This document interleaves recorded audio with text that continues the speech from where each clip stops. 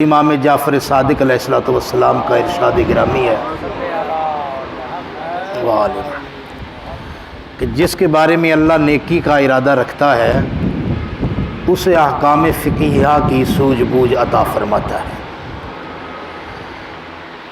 تو میں ایک روایت سے آج کے درس کا آغاز کر رہا ہوں۔ بڑی مستند روایت ہے ائمہ معصومین علیہم الصلوۃ والسلام سے۔ جو بندہ تلاش علم کی خاطر، احکام دین کو سمجھنے کی خاطر گھر سے نکلتا ہے تو معصوم فرماتے ہیں کہ اللہ اس کے نامہ اعمال میں 1000 روزوں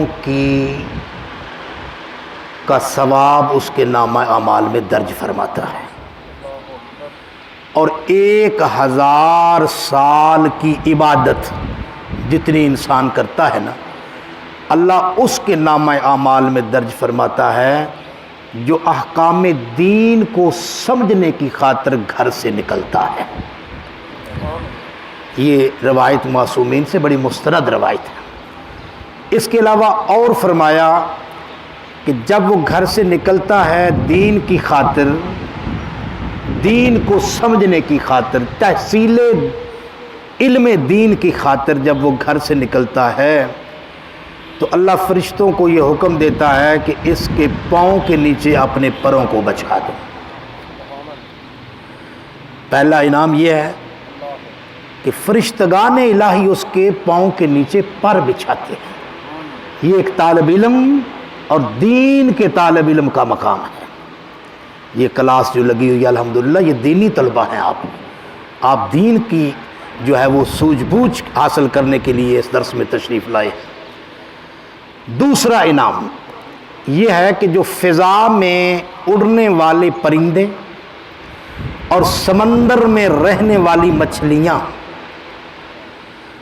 اور خشکی میں رہنے والے جتنے بھی حیوانات ہیں، اللہ ان کی ڈیوٹی لگاتا ہے کہ جو دین کو سمجھنے کے لیے گھر سے نکلتا ہے، اللہ انہیں کہتا ہے کہ اب تمہاری ڈیوٹی یہ ہے کہ تم اس کے لیے مغفرت کی دعا بھی کرو اور رحمت کی دعا بھی کرو۔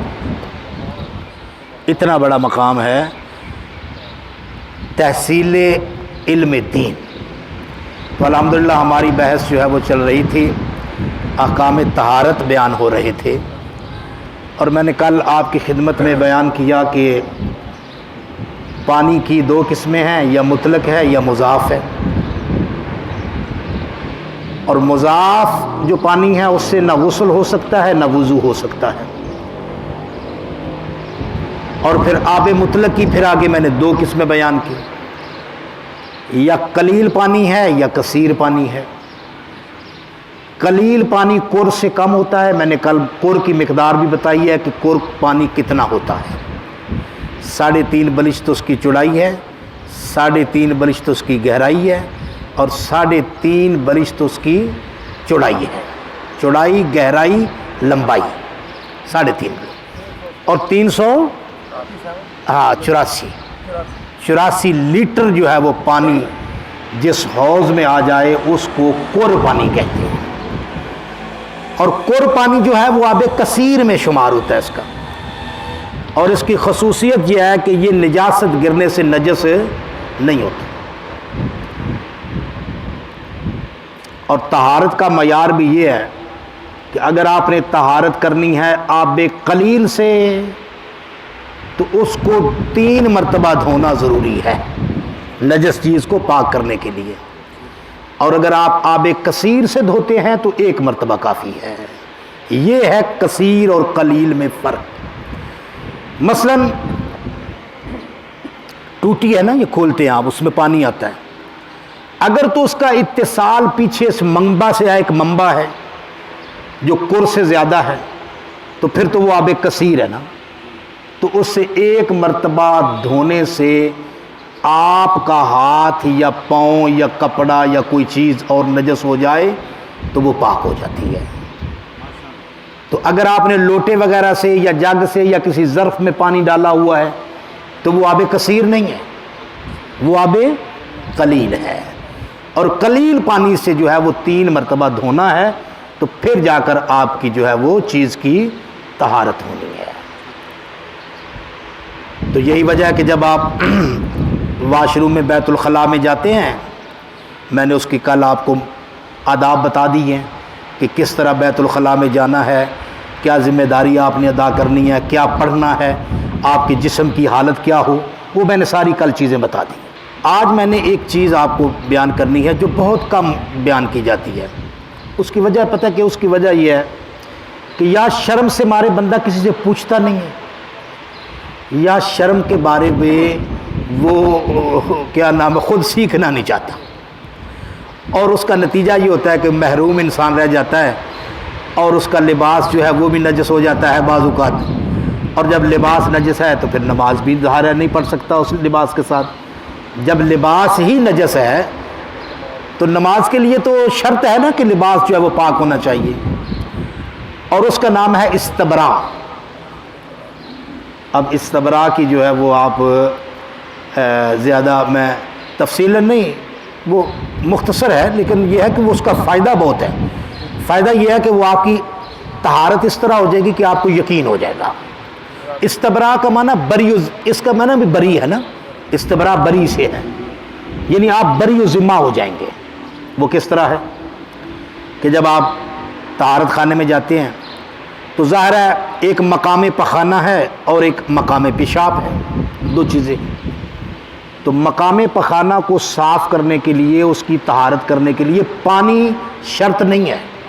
اگر فرض کریں پانی نہیں بھی آپ کو ملتا تو آپ کسی ڈھیلے کے ساتھ، کسی خشک کپڑے کے ساتھ یا اس طرح کو اگر آپ صفائی کر لیں تو وہ آپ کی طہارت ہو جائے گی۔ علماء نے لکھا ہے، یعنی اگر پانی آپ کو میسر نہیں ہے تو آپ اس کی طہارت جو ہے وہ کسی ڈھیلے کے ساتھ، لیکن بول کی طہارت یعنی پیشاب کی طہارت جو ہے وہ پانی کے علاوہ ممکن ہی نہیں ہے۔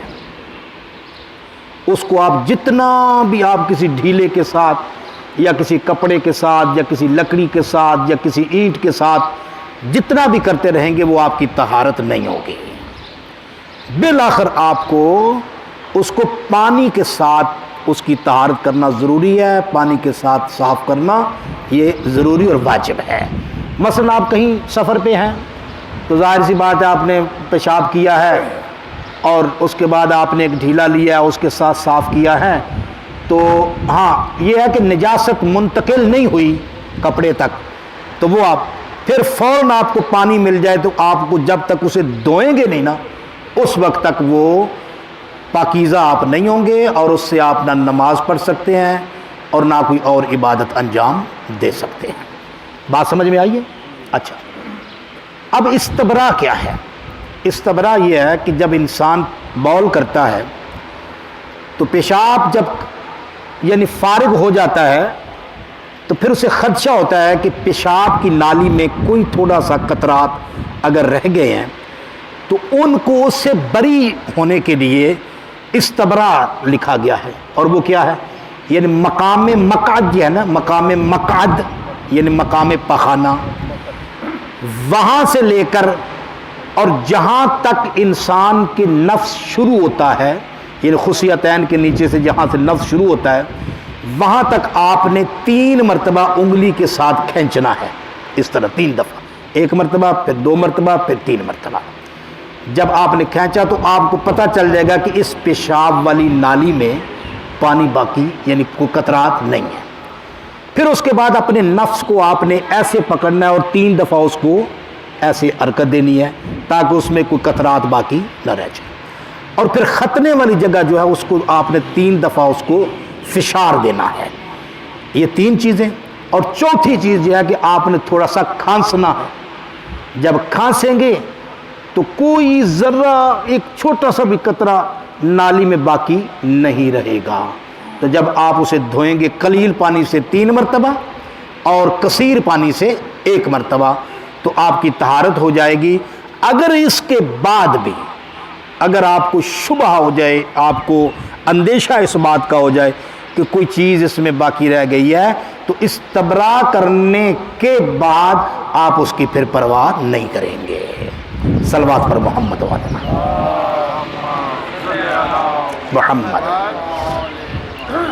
तवज्जो फरमाइए आपने जी, ये है। अच्छा, ये आपकी तहारत जो है वो, जी जी जी, 3 मरतबा जी जी जी, हाँ जी हाँ जी हाँ जी, बिल्कुल। उसके बाद फिर आपने जो आला तनासल है, ये उसको पकड़ कर नीचे से ऐसे जड़ से लेकर ऐसे 3 दफ़ा ऐसे खींचना है, और उसके बाद खतने वाली जगह को 3 मरतबा फिशार देना है, यानी उसको क्या करना है आपने, प्रेस, और उसके बाद 3 दफ़ा थोड़ा सा खांसे भी, इसे तहनम यानी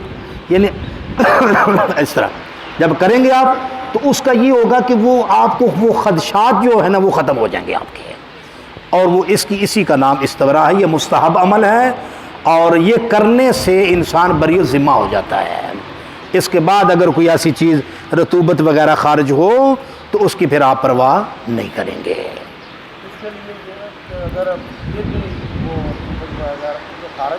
जी जी, नहीं वो तो उसके बाद फिर इम्कान नहीं है, यानी कुछ चीज़ खारिज हो। हाँ, अलबत्ता बीमारी की वजह से है या और किसी वजह से या कमज़ोरी की वजह है, ये और वजह हो सकती है, लेकिन इसके जो है ना वो अमल के बाद फिर मुमकिन नहीं है कि कोई चीज़ उस अंदर में रह जाए। जी हाँ, वो अगर इसके बाद देखिए, मैं 3 चीज़ें आपको बयान करता हूँ, ये गौर से समात फरमानी। एक होती है मज़ी, एक होती है वज़ी, एक होती है वदी। 3 चीज़ें हो गई, मीम जे ये मज़ी, एक होती है वज़ी वाओ ये, एक होती है वदी वाओ दाल ये 3 इस्तिलाह याद रखनी है आपने। मज़ी वो होती है कि जो मियाँ बीवी मुबाशरत से पहले जब खुशफहमी होते हैं तो उसमें जो आला तनासुल से जो चीज़ लेसदार को चीज़ निकलती है उसको मज़ी कहते हैं। वो अगर लिबास को लग जाए तो उससे इंसान नमाज पढ़ सकता है, यानी वो नजस नहीं है, वो पाक है। उसके बाद होगी वज़ी। वज़ी है कि जमा के बाद, मनी खारिज होने के बाद, जब वो थोड़ी सी उसके बाद कोई थोड़ा सा लेसदार मादा निकलता है तो उसको वज़ी कहते हैं, वो भी पाक है, यानी उससे वो भी अगर लिबास को लग जाए तो नमाज आप उससे पढ़ सकते हैं। एक होती है वदी। वदी ये होती है कि जब इस्तबरा आप मुकम्मल कर लेते हैं तो उसके बाद कोई थोड़ी सी कोई चीज़ मकाम पेशाब से निकलती है तो उसको वदी कहते हैं।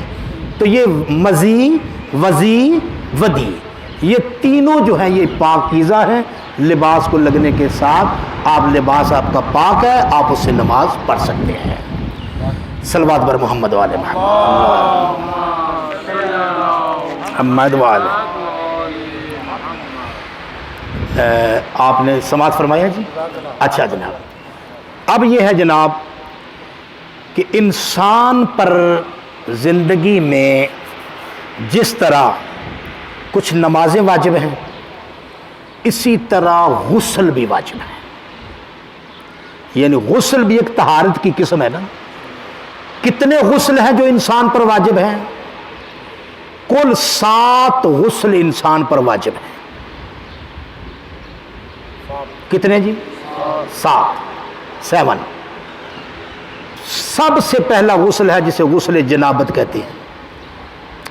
गुस्ल जनाबत यानी मुबाशरत के बाद, या मुबाशरत तो है वो शादीशुदा बंदों के लिए, जिमा के बाद तो बच्चे 12 बाद जवान हैं जो शादी नहीं जिनकी हो, उनका क्या? वो ये है कि अगर रात को एहतलाम हो जाता है, मुख्तलिम हो जाते हैं, तो उसके बाद उस पर गुस्ल करना जो है वो वाजिब है। इसे कहते हैं गुस्ल जनाबत। 3 गुस्ल जो है वो औरत के साथ ख़ास हैं, उनसे बंदों से के साथ कोई ताल्लुक़ नहीं है। गुस्ल हैज़, गुस्ल निफास और गुस्ल इस्तिहाज़ा। गुस्ल हैज़ ये होता है कि ये औरत को हर महीने में चंद दिन उसे खून देखना पड़ता है, तो उसे हैज़ कहते हैं। इसकी मुद्दत कम अज़ कम 3 दिन है और ज़्यादा से ज़्यादा 10 दिन है। یہ نہ 3 دن سے کم آتا ہے اور نہ 10 دن سے زیادہ آتا ہے۔ اگر 10 دن سے زیادہ ہو تو وہ حیض نہیں ہوگا، 3 دن سے کم ہو تو وہ بھی حیض نہیں ہوگا، وہ اسے استحاضہ کہتے ہیں۔ اور اس کا غسل بھی عورت پر جب فارغ ہو جائے ایام خاص سے، جب وہ پاک ہو جاتی ہے تو اس کا غسل کرنا اس پر واجب ہے۔ غسل نفاس یہ ہے کہ جب بچہ جنتی ہے عورت، بچہ جننے کے بعد اس پر غسل واجب ہو جاتا ہے۔ تو ہمارے معاشرے میں جہالت بڑی ہے، ابھی بھی ہے، بڑی جہالت ہے۔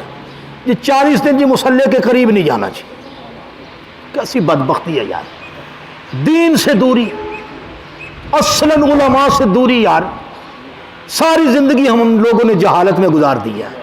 بھئی 40 دن تو کوئی کام کرنا ہی نہیں ہے نا، بھئی ٹھیک ہے 40 دن احتیاط کریں اپنے جسمانی اعتبار سے، میڈیکل اعتبار سے، اپنی صحت کا خیال رکھیں، اس میں خوراک کھائیں، کوئی ایسی کام نہ کریں جس میں کوئی نقصان ہو۔ اب اللہ کی عبادت جو ہے وہ اپنے ٹائم پہ فرض ہے نا، 10 دن کے بعد وہ اپنی نماز روزہ اس پر واجب ہے۔ چلا کاٹنا جی 40 دن جی بھی ہے تو وہ جی، کوئی سمجھ نہیں آ رہی بات، یہ کوئی اسلام میں اس کا تصور نہیں ہے۔ زیادہ سے زیادہ 10 دن وہ مصلی سے دور، اس کے بعد عبادات بجا لائے، باقاعدہ نماز واجب ہے، روزہ واجب ہے، جو چیزیں اس پر واجب ہیں وہ واجب ہیں۔ اچھا، غسل استحاضہ جو ہے اس کی تفصیلات ہیں، بہرحال یہ عورتوں کے ساتھ خاص ہے۔ غسل استحاضہ جو ہے انسان کو، عورت کو بیماری کی وجہ سے آتا ہے۔ اس کی 3 قسمیں ہیں، استحاضہ کثیرہ، استحاضہ قلیلہ اور استحاضہ متوسطہ۔ یہ اس کے الگ الگ احکام ہیں، یہ انشاءاللہ میں کسی وقت بیان کروں گا، یہ بھی آپ سے متعلق ہیں۔ چلو آپ اپنی کم از کم بیگمات کو جا کر بتائیں، اور وہ بیگم کو بتائیں گے تو وہ آگے اولاد کو بتائے گی، تو لہذا یہ ایسے مسائل ہیں جو بتانے سے ہی آتے ہیں، پڑھنے سے نہیں آتے۔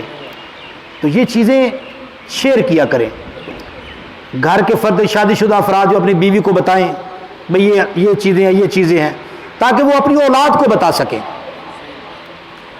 تاکہ جہالت ہمارے معاشرے سے ختم ہو جائے۔ پتہ ہی نہیں ہے کہ استحاضہ قلیلہ کسے کہتے ہیں، استحاضہ کثیرہ کسے کہتے ہیں، استحاضہ متوسطہ کسے کہتے ہیں، ان کے احکام کیا ہیں۔ ان تینوں چیز میں بھی عبادت سے چھٹی نہیں ہے۔ اس میں یہ ہے کہ استحاضہ کثیرہ کے لیے احکام ہیں، یعنی ہر نماز کے لیے غسل کرنا ہے، اور اس کے بعد جو ہے وہ نماز پڑھنی ہے اور روزہ بھی رکھنا ہے۔ متوسطہ کے بھی احکام ہیں، تو لہذا یہ احکام لکھے ہوئے ہیں، 3 یہ، اور غسل جنابت 4، اور 5واں غسل جو واجب ہے وہ غسل میت ہے۔ جب انسان مر جائے تو اس کو غسل دیے، وہ 3 غسل ہیں، وہ انشاءاللہ میں اپنے مقام پہ آئیں گے تو تشریح کروں گا۔ سب سے پہلے جو ہے وہ آب سدر سے ہے، پھر آب کافور سے ہے، اور پھر آب خالص سے ہے۔ یہ 3 غسل دینے ہیں، اور اس کا طریقہ کار کیسے دینے ہیں، اس کے لیے بندے کتنے ہونے چاہیے، نیت کب کرنی ہے، کس نے کرنی ہے، یہ انشاءاللہ میں اپنے مقام پر اس کو چھوڑتا ہوں، وہ آئے۔ یہ کتنے ہو گئے جی، کتنے ہو گئے؟ 5۔ نمبر 6 غسل مس میت۔ انسان اگر مر جائے تو اس کو ہاتھ، اس کو مس کرنے سے غسل جو ہے وہ واجب ہو جاتا ہے۔ اب کب واجب ہوتا ہے یہ بھی آپ سن لیں، یہ بھی بہت کم بندوں کو ان چیزوں کا پتہ ہے کہ غسل مس میت اس وقت واجب ہوتا ہے جب انسان کوئی مر جائے تو اس کا وجود ٹھنڈا ہو جائے۔ اگر ابھی مرا انسان تو ٹھنڈا ہونے میں کم از کم 1 گھنٹہ یا 2 گھنٹے لگیں گے نا، اتنا تو کم از کم لگتا ہے نا۔ اس دوران اگر آپ اسے مس کرتے ہیں تو آپ پر غسل واجب نہیں ہوگا۔ جب اس کا وجود مکمل طور پر ٹھنڈا ہو جائے تو اس وقت تک آپ اسے ہاتھ لگائیں گے تو وہ اس کے نتیجے میں غسل آپ پر واجب ہو جائے گا۔ اسے کہتے ہیں غسل مس میت۔ 6 ہو گئے جی. آخری غسل جو واجب ہے انسان پر وہ نظر و عہد کا غسل ہے، منت کا جسے کہتے ہیں. منت مثلا آپ کہتے ہیں کہ خدایا میں تیری بارگاہ میں التجا ہے کہ یہ میری دعا قبول ہو جائے، مثلا مجھے اتنی توفیق دے کہ میں مسجد میں 2 پنکھے لگا سکوں تو میں غسل کروں گا. کتنی اچھی منت ہے، ہاں پیاری منت ہے نا، کہ خدایا مجھے توفیق دے میں کسی یتیم کی کفالت کروں تو میں تیری بارگاہ میں آ کر غسل کروں گا. ہاں پروردگار مجھے ہمت اور طاقت دے کہ میں تیری کسی مخلوق کے کسی مومن کے قرض کو ادا کر دوں تو میں غسل انجام دوں گا. تو جب اسے توفیق ہو جائے تو غسل اس پر واجب ہے. جس طرح غسل جنابت واجب ہے اسی طرح یہ غسل بھی واجب ہے. یہ کتنے ہو گئے جی؟ 7 غسل انسان پر واجب ہے اپنی زندگی میں، اس کے علاوہ کوئی اور غسل واجب نہیں ہے. اب اس غسل کی ترتیب کیا ہے؟ سارا دن بھی آپ نہاتے رہیں تو آپ پاک نہیں ہوں گے. ہاں پوری کریانے والی دکان کا صابن بھی ختم کر دیا جائے تو آپ پاک نہیں ہوں گے جب تک اس ترتیب کے ساتھ غسل نہ کیا جائے جو محمد والے محمد نے بتائی ہے. آپ کا غسل مکمل نہیں ہے، کیونکہ آپ ہیں آزاد نہیں ہیں. آپ شاہ جی آپ آزاد نہیں ہیں، آپ کسی کے غلام ہیں. آزاد ہوتے تو پھر میں نہ آپ سے باتیں کرتا نہ سنانے کی ضرورت تھی. بشر حافی کا نام آپ نے سنا ہوا ہے؟ شب جمعہ میں ایک جملہ کہہ دوں، درس آج کا تمام ہو گیا ہے. بشر حافی بغداد کی سرزمین میں 7ویں امام موسیٰ کاظم علیہ السلام کا دور تھا. اللہم صلی علیہ. مولا گلی سے گزر رہے ہیں، ایک گھر آیا، اس گھر سے جو ہے وہ موسیقی کی آوازیں آ رہی تھی، لہو و لعب کی آوازیں آ رہی تھی. اس گھر میں ہر وہ کام ہو رہا تھا جو شریعت کے منافی تھا. اسی دوران اس گھر کے اندر سے ایک کنیز باہر آئی، وہ کوڑا کرکٹ پھینکنے کے لیے آئی. جب وہ کنیز رکی تو دیکھا 7ویں مولا تشریف لا رہے ہیں. وہ کنیز رک گئی احتراماً. پوچھا مولا نے کہ بتا یہ گھر کسی آزاد کا ہے یا غلام کا ہے؟ اللہ اکبر. کسی بندے کا ہے یا آزاد کا ہے؟ تو اس نے کہا یا ابن رسول اللہ یہ آزاد کا گھر ہے. ہاں میرے مولا نے کہا اچھا ٹھیک ہے، اگر کسی کا بندہ ہوتا تو اس کی بندگی کرتا. اب تو یہ آزاد کا گھر ہے، مجھے تو اس پر کوئی اب اس میں حرف ہی نہیں ہے، اب تو اس پر کوئی تبصرہ کرنے کی ضرورت ہی نہیں ہے، یہ تو آزاد ہے. مولا 2 قدم آگے چلے. اسی دوران کنیز اندر داخل ہوئی تو اس کے آقا نے پوچھا، جس کا نام بشر تھا، بشر نے پوچھا تو نے اتنی دیر کیوں لگا دی؟ تو اس نے کہا میرے آقا میں نے دیر اس لیے لگائی ہے کہ باہر سے ایک شخصیت گزری ہے، اس نے مجھ سے سوال کیا ہے. اس نے کہا پھر تو نے کیا کہا ہے؟ کہا میں نے کہا کہ وہ آزاد کا گھر ہے، اگر کسی کا بندہ ہوتا تو اس کی بندگی کرتا، اس کی غلامی کرتا. اب مجھے اس پر کوئی دکھ نہیں ہے، یہ آزاد ہے. جب اس نے یہ سنا تو ننگے پاؤں دوڑتا ہوا اس گلی کے کونے میں آیا جہاں مولا پہنچے تھے. قدموں میں گر کر کہتا ہے مولا مجھے معافی ہو سکتی ہے؟ اللہ. اس نے کہا جا بشر تو اللہ کی بارگاہ میں توبہ کر لے، اللہ تجھے تیرے سارے گناہ معاف. میں موسیٰ کاظم ضامن ہوں، اللہ تیرے سارے گناہ معاف فرما دے. تو لہذا اس نے توبہ کی اور بشر حافی کے نام سے وہ یاد کیا جاتا ہے آج. حافی کہتے ہیں ننگے پاؤں، جس کے پاؤں میں جوتا نہ ہو. اس کا نام ہی بشر حافی پڑ گیا تھا. اور خدا جانتا ہے کہ روایت میں لکھا ہوا ہے کہ کسی نے پوچھا بشر تو ننگے پاؤں چلتا ہے زمین پر. اس نے کہا کہ بتاؤ کہ زمین کو اللہ نے قرآن میں کیا کہا ہے؟ کہا اللہ نے قرآن میں اس کو اپنا فرش قرار دیا ہے، تو اس نے کہا میں کون ہوتا ہوں اللہ کے فرش پر جوتے سمیت چلتا ہوں. آئے بشر حافی نے کہا. اور اللہ جانتا ہے کہ بشر حافی کا وہ مقام تھا کہ جس گلی سے گزرتا تھا جانور اس گلی میں گوبر نہیں کرتے تھے، اتنا حیا کرتے تھے. تو لہذا آپ بھی غلام ہیں، آزاد نہیں ہیں. اللہ ہم سب کی اس عبادت کو قبول فرمائے. صلوات پڑھے محمد والے محمد، صلی علی محمد والے محمد. ہاں جی کوئی سوال بھائی؟ جی جی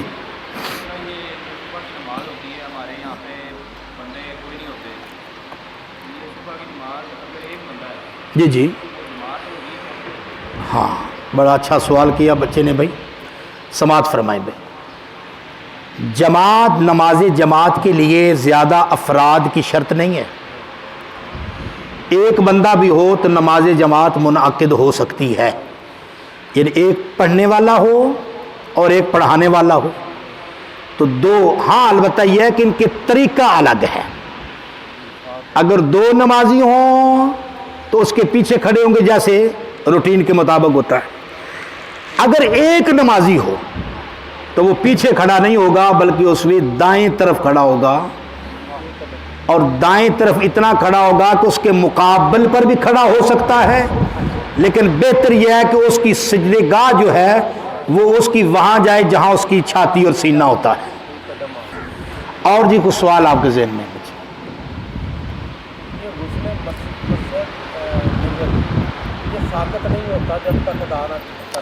کوئی بھی واجب ساقط نہیں ہوتا جب تک اس کی ادائیگی نہ ہو. واجب کا معنی یہ ہے، میں نے پہلے گزارش کی تھی، واجب اسے کہتے ہیں کہ جس کا ترک حرام ہے، حرام، اس کو آپ نے ہر حال میں، اگر آپ کی پہنچ اور آپ کی طاقت میں ہے، اگر آپ کی وسعت میں ہے تو آپ نے اسے ہر حال میں انجام دینا ہے. اور ترتیب غسل جو ہے وہ جانتے ہیں آپ بھائی. جب آپ نے غسل کرنا ہے تو غسل خانے میں تشریف لے جائیں. اس کی دو قسمیں ہیں، یا غسل ترتیبی ہے یا غسل ارتماسی ہے.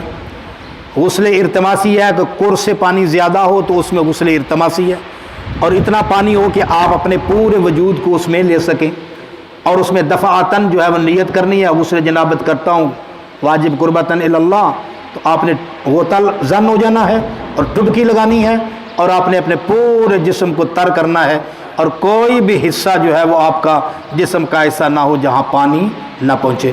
تو کم از کم 15-20 سیکنڈ تک تو انسان پانی میں رہ سکتا ہے نا.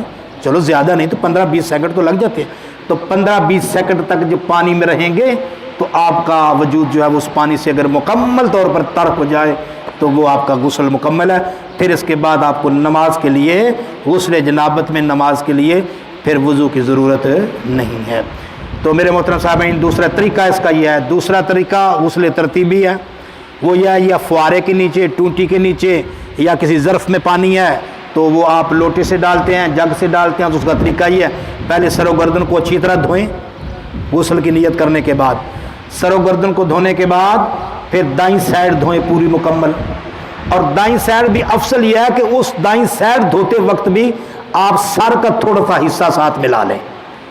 توجہ کیا آپ نے؟ پہلے آپ نے شاید ایسے نہیں کیا، یہ میں بتا رہا ہوں، یہ افضل طریقہ ہے. آئندہ ایسے کرنا ہے. یعنی اب آپ نے ایسا کرنا ہے کہ یہاں سے شروع کرنا ہے. یہاں سے شروع کریں گے تو یہ غسل کا افضل ترین طریقہ ہے.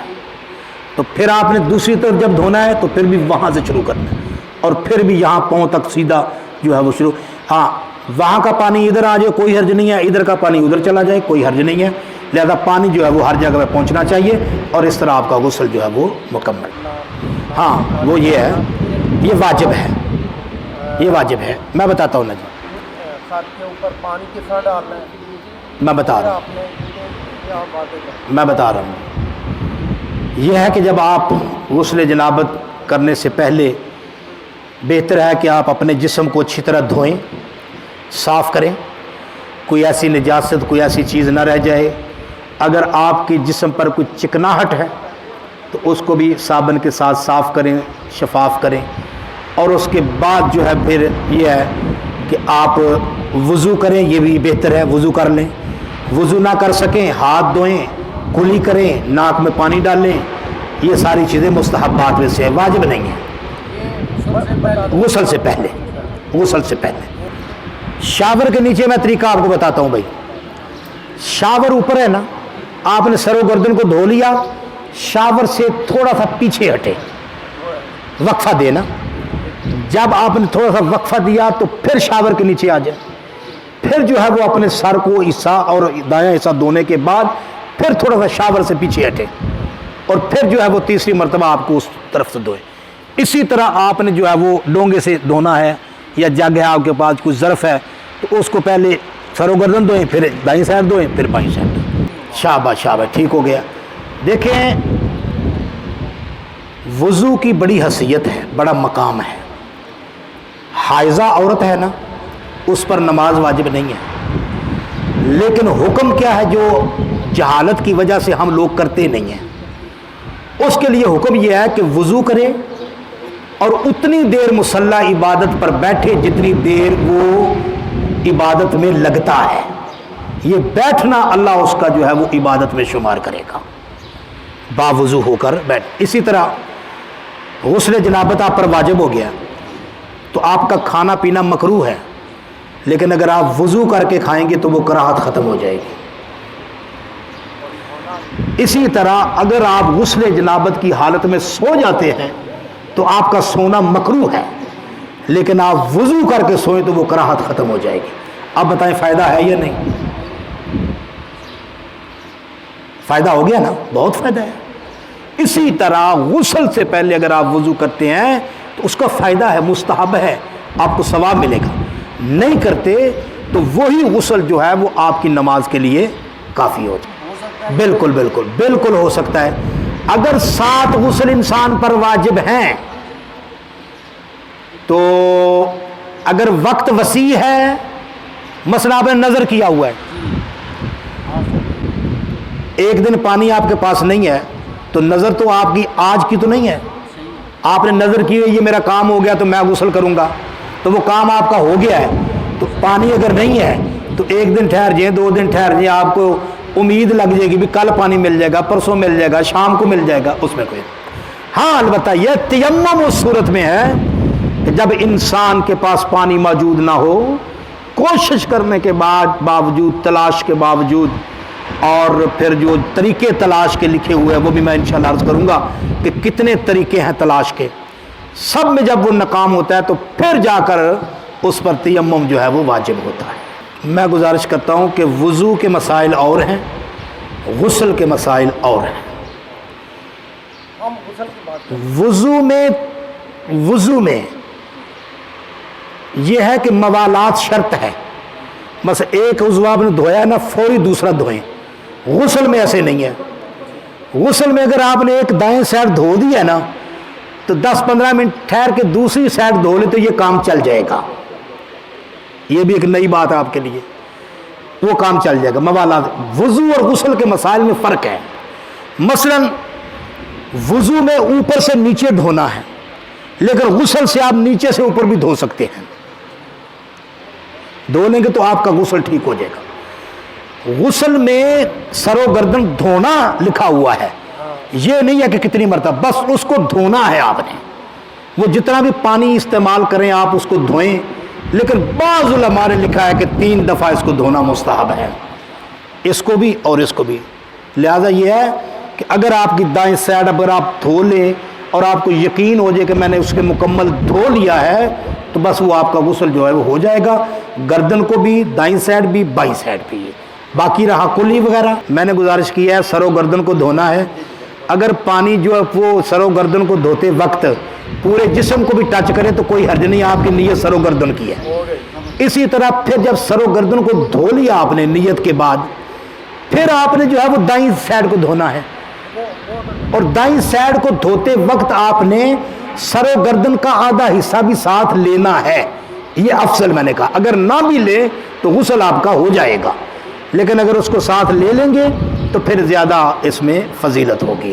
اسی طرح دائیں سائڈ ہے، اسی طرح پھر بائیں سائڈ ہے۔ جی بسم اللہ۔ جو ٹب میں پانی ہے، جی جی جب تک بندے نے غسل نہیں کیا ہوتا ہے تو اتنی دیر تک وہ بھی پاک نہیں ہے، جی جی پاک نہیں ہے. تو آیا کہ اس حالت میں اگر وہ اس پانی میں ہاتھ ڈالتا ہے جی جی تو وہ پانی نجس تو نہیں ہوتا؟ نہیں ہوتا نجس. یہ پانی نجس نہیں ہوتا جب تک اس کے جسم کے ساتھ کوئی نجاست نہ ہو، وہ نجس نہیں ہوتا. اس لیے کہ یہ نجاست باطنی ہے، ظاہری نہیں ہے. غسل جنابت کی نجاست باطنی ہے، یعنی اندر والی نجاست ہے، یہ ظاہری نجاست نہیں ہے. توجہ فرمائیں. اب اگر ظاہری نجاست ہو تو آپ کا جسم اگر گیلا ہے تو میں آپ سے ملتا ہوں تو وہ نجاست مجھے بھی تو منتقل ہونی چاہیے نا، جبکہ ایسا نہیں ہے. یہ باطنی نجاست ہے. توجہ فرمائی آپ نے. اللہم صلی علی محمد وآل محمد وعجل فرجہم. پروردگار عالم بحق محمد وآل محمد ہماری اس عبادت کو اپنی بارگاہ میں قبول فرما. بار الہ ہمیں تعلیمات محمد وآل محمد پر عمل کرنے کی توفیق عطا فرما. اپنے راہبروں کے نقش قدم پر چلنے کی توفیق عطا فرما. اپنے آئمہ کو ہم سے پروردگار ہم سے راضی و خوشنود فرما. پروردگار ہمارے دلوں کو محبت قرآن اور محبت اہل بیت سے مزین فرما. پروردگار ہمیں واجبات پر عمل کرنے کی توفیق عطا فرما، محرمات سے بچنے کی توفیق عطا فرما. پروردگار بحق محمد وآل محمد ہم سب کی توفیقات خیر میں اضافہ فرما. پروردگار جتنے بھی حضرات درس قرآن میں اور درس فقہ میں شریک ہیں، پروردگار سب کی توفیقات خیر میں اضافہ فرما. ہماری انجمن کے افراد کو پروردگار ان کو اپنے مشن میں کامیابی و کامرانی عطا فرما.